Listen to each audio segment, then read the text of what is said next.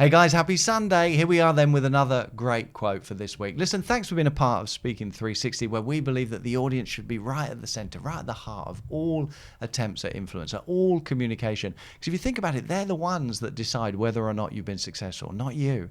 It's not about you. It's not about how you feel. It's about whether or not you're providing value to the audience, whether or not you're serving the audience. So the context needs to be all about serving the audience, serving the customer, and providing great value.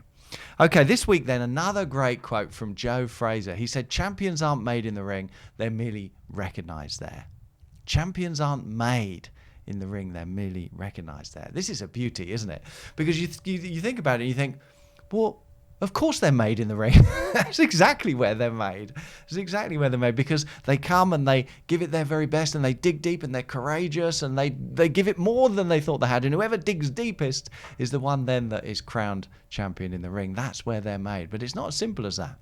My friend for over 30 years and been my personal trainer for most of that time as well, Master Ian, who some of you have heard me talk about before, he says, train hard, fight easy.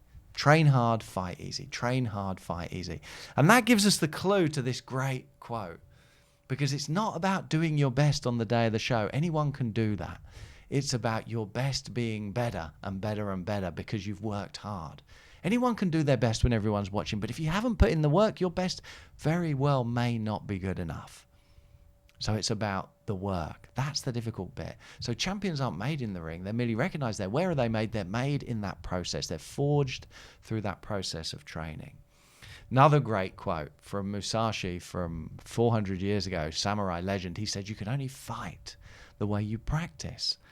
So don't expect to fight one way if you haven't practiced that way. The two go together. You can only fight the way you practiced. These are both exceptional metaphors for speaking and communicating, aren't they, when you think about it? Another great one from Joe Frazier. He said, when the bell goes, when the action starts, you're down to your reflexes. That's where your road work shows. And if you've cheated on that in the dark of the morning, then you're getting found out now under the bright lights. Oh, that's a beauty, isn't it? If that's where your road work shows. If you've cheated on that in the dark of the morning, you're getting found out now under the bright lights. It's the same with your speaking, because if you try and, it's very tempting to think that you're gonna do your very best when you get in front of an audience, and that's gonna be enough.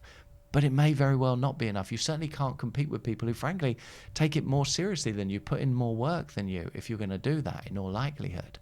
So you've got to practice and experiment and train. It's you and your camera. That's where your road work shows. That's the magic ingredient. Because if you don't do this, then probably you're going to end up using way more words than you need to. You're going to waffle. Even if you feel confident, it's not necessarily about that. It's about providing value efficiently so that you can hold the audience's attention.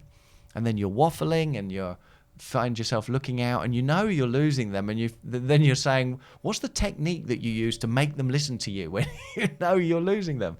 You know what the technique is? Your road work. That's where your road work shows. Do your work. Do your work. Because the audience needs you at your very best. They deserve your very best. And that comes from training, like every other profession. So treasure every precious second of the audience's time. Then you'll do the work to be at your very best. Then you'll be able to provide value to them. Then you'll hold their attention. Then you'll speak for influence. Everything gets easier if you do the work. But if you try and take shortcuts, then everything gets more difficult. That's it for this week. I'll see you next week. Thanks, guys. Take care. Bye-bye. God bless.